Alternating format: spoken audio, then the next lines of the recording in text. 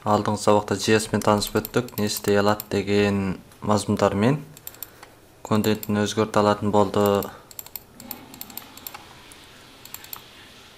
Стайлын өзгерте алатын болды. Және қалай жазылатын, қалай кіргізетін қысқаша көрдік. Енді мына сырттай кіргізуін көрейік.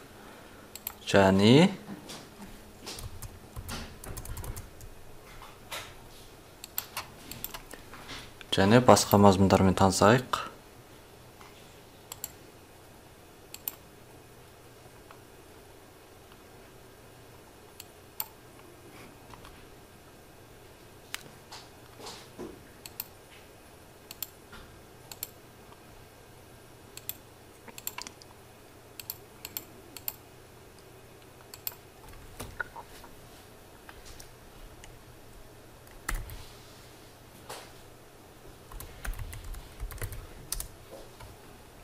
Құжат қалтасын құрамыз, содан кейін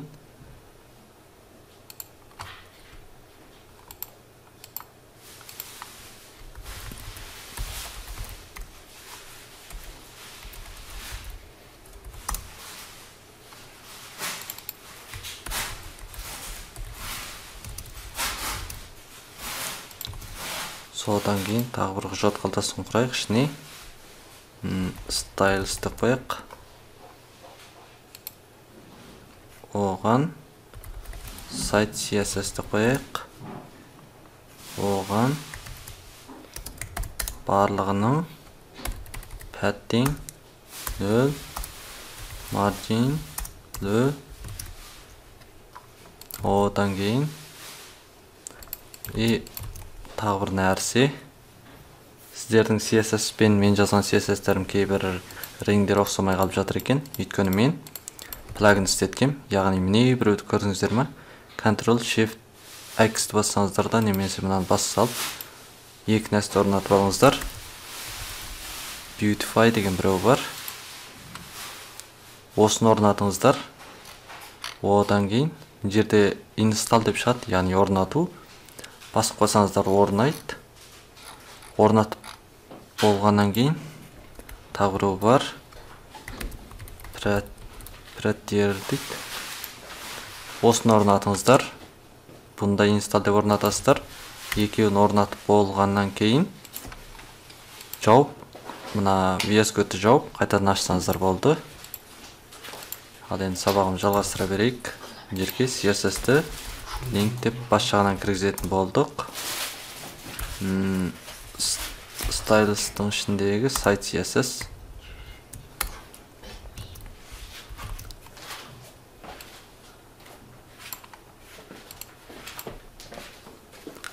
Ашайық. Ішінде түкті жоқ. Хайдық қояйық. Енді JavaScript-те де сырттан жалғайық. Мынаны осы құжат қалтасын талдаймыз. Талдаған соң ішіне тағы бір құжат қалтасын құрайық. JS деп қояйық. JavaScript-тің қысқаша атауы ғой, JS.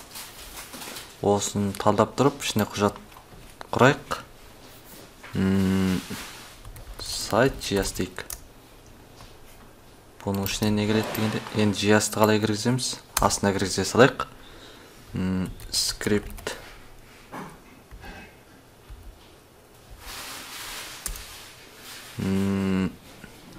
JS ішіндегі site JS. Осыны кіргізейік. Содан JS кодтарын негіз бірақ осы site JS-ның ішіне жазайық. Мысалы document query selector деп классты, CSS-ті классты талдаған сияқты бүйтіп талдайсыз сақта болады. Мысалы мен body талдайын. Body'дің inner HTML-ы тең болады high емес hello-ға тең болады деп істейік. Міне high емес hello болып шыға келді. Әсілінде high болатын. Өстіп өзгертесі сақта болады. Дөтөгені. Оны өшіріп тастайық. Не болмаса бүйтіп комментпен таныса кетейік. HTML-да мынандай қылатын болдық. Мысалы, былай жазатын болдық. Мен body деп. Осы араға көрінетін элементтер жазам деп қойын. Мысалы, бұл жақтан көрінбейді. Браузер бұны бізге көрсетпейді. Яғни, программа жазғандар өздері көре алады. Ол комментті бұлай жазамыз. Енді CSS-тің комментінде білеміз. Оны мынаның ішіне жазамыз. Мынаның ішіне мен CSS комменттік. Енді JS-тің комменті де не бұлай жазамыз, не болмаса бұлай жазамыз. Осылай жаза берсек болды. Мен JS коммент. Әзір бізге комменттің қажет, жоғалып тастайық. PPT-мізге барайық. PowerPoint. JavaScript-тің синтаксымен танысайық. Бұнда алдында жазған барлығы бір-бір сөйлемге жатады, яғни statement state, яғни мынау бір сөйлем, мынау бір сөйлем, яғни мынау бір сөйлем, мынау бір сөйлем, мынау бір сөйлем. Сөйлемдердің аяғы мынамен аяқтайды. Кейде жазбаса да болады, бірақ негізі толық жазып жүрген жақсы. Одан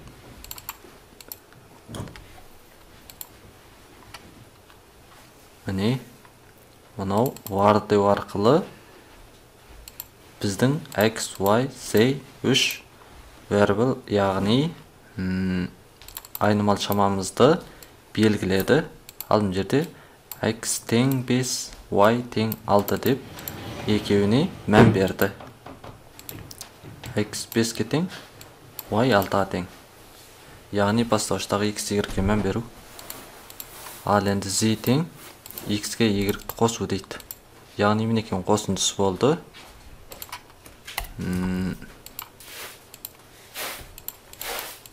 Мынадар тұра тұрайық.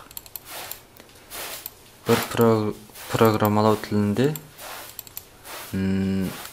айнымал шамалар осы сандық мәліметтерді құруға істетіледі. Сандық мәліметтердің мәндерін сақтауға істетіледі. Одан JavaScript болса var деген істету арқылы, var деген кілт сөз істету арқылы осы айнымал шаманы белгілейді. Және оған equal, яғни теңдік белгі арқылы мән береді. Көрейік оны. Іс жүзінде var деп бір айнымал шаманы белгілейік. Мысалы, number дейік. Бұл бір сан. Сан деген сөз. Сан тең болады 5-ке. Сан 5-ке тең болады.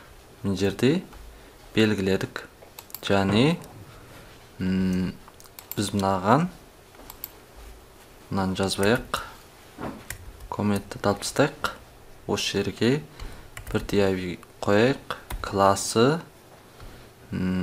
контент болсын. Қарасақ, ішінде әзір түкті жоқ мұнда. Енді айтайық. Осы документтің ішіндегі query selector, яғни іздеу, query бойынша іздеу, осының ішіндегі класы CSS қосып жаза саламыз. Класын не деп жаздық? Контент. Контент болған элементтің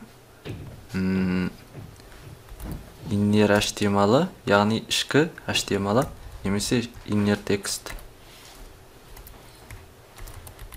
Ішкі тексті тең болсын numberға дейік. Онда 5 деп шықты. Бір CSS бере салайық. Мынаны алып тастайық. Контенттің font size 50 пиксель. Не жуан болып көрініп тұр. Padding 20 пиксель. Онда мынау бір сөйлем, мынау бір сөйлем, мынау бір сөйлем. Яғни әрбір сөйлемі браузерға айтады. Қалай осы сандық мәліметтерді қалай көрсетейім деген сияқты, не істейім дегендерді әрбір сөйлем айтып тұрады. Яғни number 5 дейді браузерға бір айнымалшама белгіледі. Оның аты number деген айнымалшама, оның мәні 5. Осыны браузерға айтты. Сосын браузер істеді. Одан кейін осы браузердің документі, яғни HTML құжаты, осы документтің ішінен query бойынша іздеп тауып, осы контент деген класс бар элементті, осыны inner HTML, яғни ішкі inner text, ішкі тексті, ішкі мазмұны осы numberға тең. Яғни мына біз белгілеген осының мәніне 5 дегенге тең. Айнымалшаманың мәніне тең деп мына жерде көрініп тұр бізге.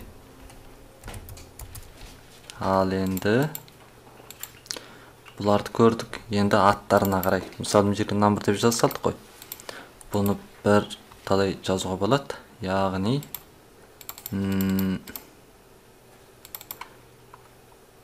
A-ден ағылшын әріп бойынша A-ден Z-ге дейін үлкен әріп, немесе A-ден Z-ге дейін кішкене әріп. ABCD не жазсақ та болады деген сөз. Мына сияқты үлкен кіші әріппен жаза беруге болады. Және доллары деген осымен жазуға да болады. Американ ақшасының белгісі ғой. Одан кейін underscore дейді, яғни астыңғы сызықша. Мысалы оны жазып көрейік. Мысалы var контенттік тең болсын number. Ал var доллар дегенге тең болсын бұған не берейік?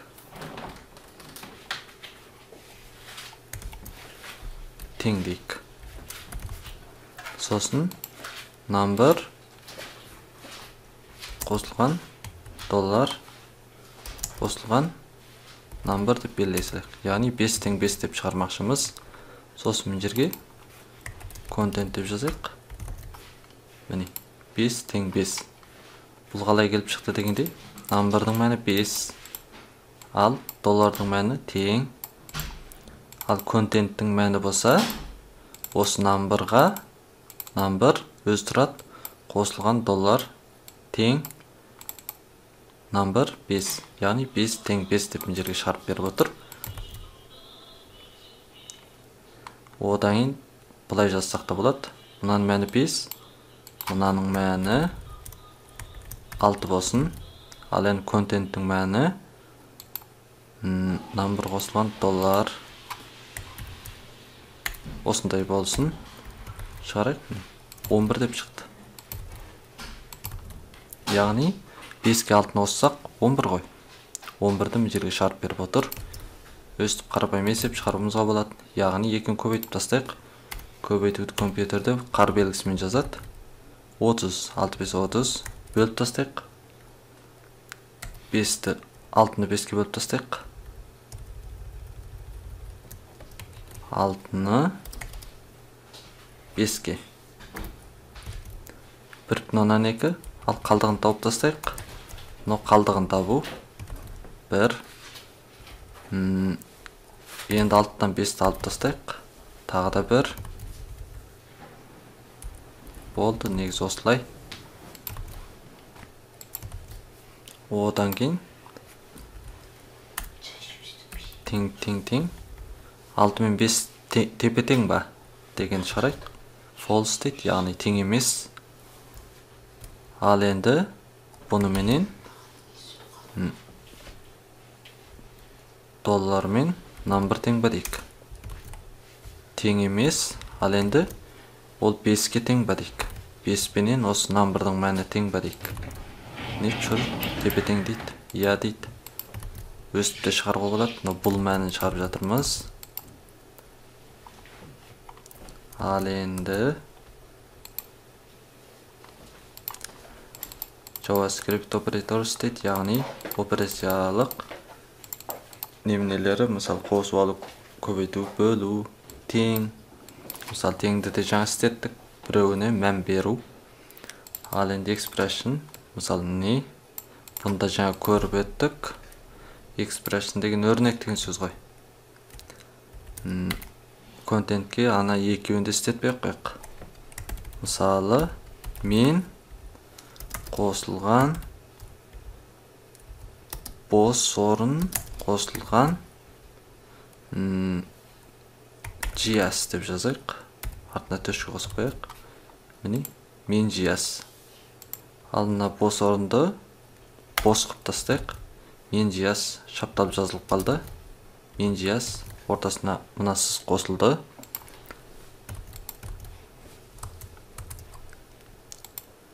Keyword дейді, яғни war'ды көрдік. Жаңа айнымалшаманы белгілеу.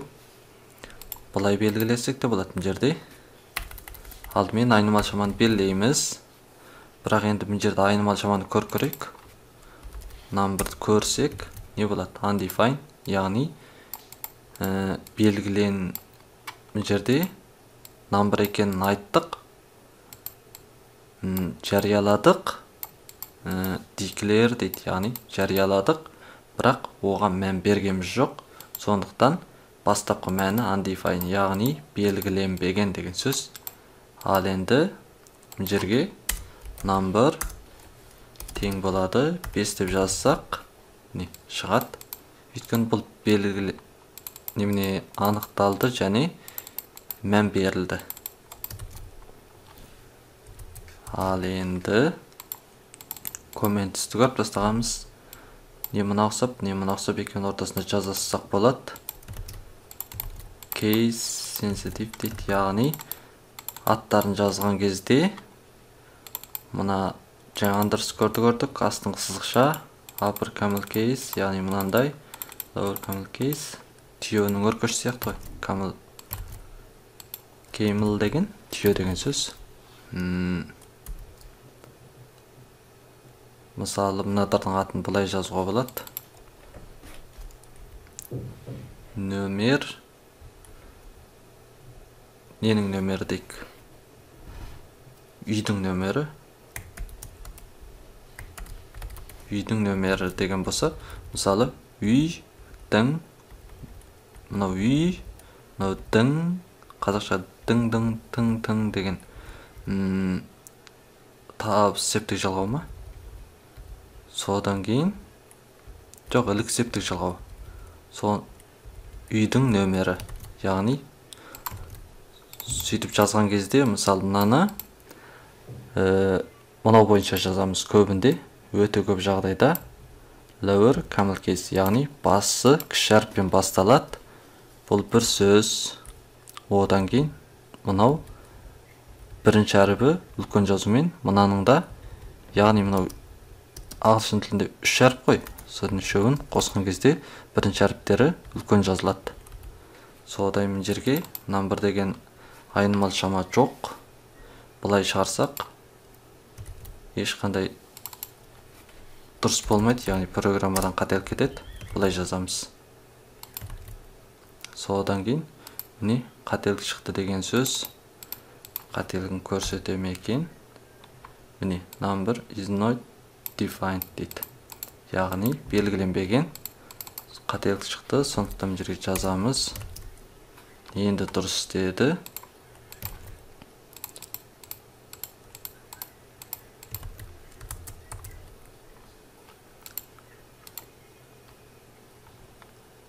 Бұл осылай. Негізінен осы бойынша бүйтіп осылай жазған дұрыс. Одан кейін const деген бар. Мына да varға ұқсайды, бірақ бұның мәнін өзгертуге келмейді. Осыдарға келген кезде көбінесе үлкен әріппен жазылады. Барлығын бүкілдей. Мысалы, мен const деп көрейік. Мысалы 666. Содан кейін const дегенді мына жерде көрейік. Міне 666 көрінді. Содан кейін мен дегенді 777 деп өзгертейік. Міне еш өзгермейді, қателік шығады, яғни. Осыдарда негізінен барлығын үлкенмен жазады. Бұны өшіріп тастайық. Қалпына келейік.